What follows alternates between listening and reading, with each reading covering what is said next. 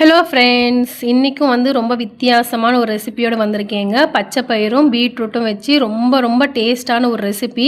இது ரெண்டும் சேர்த்து செய்யும்போது அவ்வளோ டேஸ்ட்டாக இருக்கும். குழந்தைங்களாம் நல்லா விரும்பி சாப்பிடுவாங்க. வீட்டுக்கு விருந்தாளிக்கெலாம் வந்தாங்கன்னா செஞ்சு கொடுத்தீங்கன்னா கண்டிப்பாக பாராட்டுவாங்க. அந்த அளவுக்கு நல்லா ரிச்சாக ரொம்ப டேஸ்ட்டாக இருக்கும்.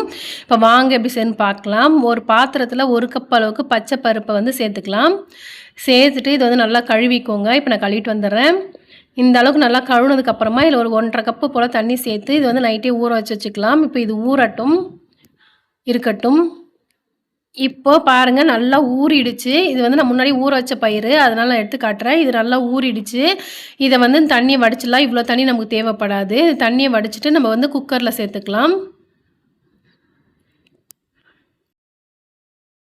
இப்போ குக்கரில் சேர்த்துட்டு கொஞ்சமாக தண்ணி சேர்த்துக்கோங்க. நிறைய தண்ணி சேர்க்கணும்னு அவசியம் இல்லை. இப்போ லாக் பண்ணிவிட்டு ஒரு 3 விசிலுக்கு வேக வச்சுக்கலாம். நல்லா ஊறிடுச்சுன்னா உங்களுக்கு 3 விசில் வச்சாலே போதுமானது. இப்போ நான் வேக வச்சிடுறேன்.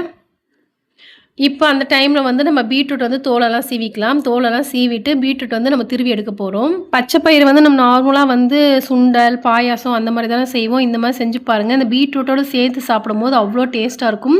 இந்த காம்பினேஷன் ரொம்ப நல்லாயிருக்கும். இப்போ பீட்ரூட் நல்லா தோலெல்லாம் சீவிட்டு நல்லா கழுவிட்டு இந்த மாதிரி துருவி எடுத்துக்கோங்க. துருவி எடுத்துட்டிங்கன்னா உங்களுக்கு நல்லா ஈஸியாக இருக்கும். பாருங்கள், இந்த அளவுக்கு நல்லா நைஸாக துருவி எடுத்துக்கலாம். இதே மாதிரி நான் அந்த பீட்ரூட்டை ஃபுல்லாக துருவி எடுத்துக்கிறேன். இப்போ ஒரு மிக்ஸி ஜாரில் ஒரு 1/2 கப்பு போல் தேங்காய் சேர்த்துக்கலாம். தேங்காய் சேர்த்துட்டு தேவையான அளவுக்கு தண்ணி சேர்த்து இதில் நல்லா நைஸ் பேஸ்ட்டாக அரைச்சி இந்த கப்புக்கு 1 கப் அளவுக்கு தேங்காய் பால் எடுத்துக்கலாம். நம்ம பச்சை பயிறு 1 கப் எடுத்துக்கோம். அதே மாதிரி 1 கப் அளவுக்கு தேங்காய் பால் எடுத்துக்கலாம். இப்போ தேங்காய் நல்லா அரைச்சிட்டு வந்துட்டேங்க. இப்போ வடிகட்டி 1 கப் அளவுக்கு தேங்காய் பால் எடுத்துக்கலாம். தேங்காய் பால், பீட்ரூட், அந்த பச்சை பயிறு சேர்ந்து செய்யும்போது ரொம்ப டேஸ்ட்டாக இருக்குங்க. இப்போ தேங்காய் பாலும் எடுத்துகிட்டேன். இப்போ இது இருக்கட்டும்.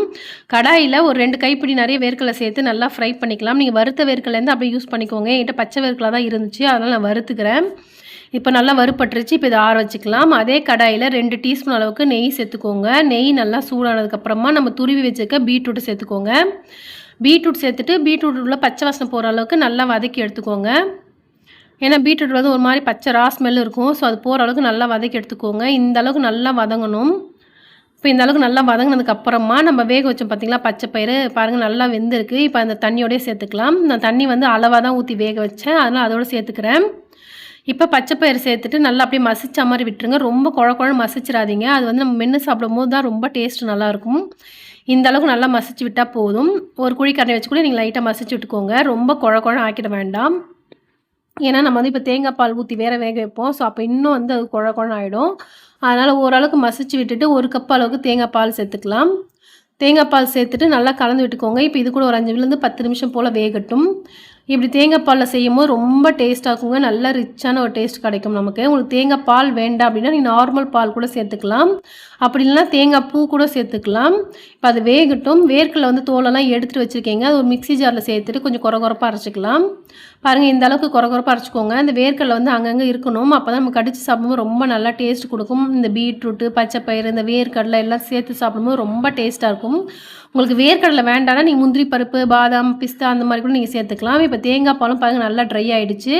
இப்போ பாருங்கள் நல்லா இன்னும் நல்லா சாஃப்டாக வெந்திருக்கு. எல்லாத்தையும் நல்லா மசிச்சு விட்டுக்கோங்க.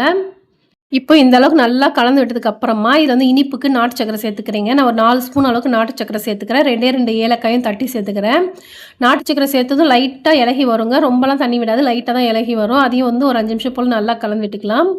இனிப்புக்கு நீங்கள் வெல்லம் கூட சேர்த்துக்கலாம், இல்லை ஒயிட் சுகர் கூட சேர்த்துக்கலாம். ஒரு 1/4 ஸ்பூன் அளவுக்கு உப்பு சேர்த்துக்கோங்க. உப்பு சேர்த்து நல்லா டேஸ்ட் எடுத்து கொடுக்கும். இந்த டைமில் நம்ம வேர்க்கடலை பொடியை சேர்த்துக்கலாம்.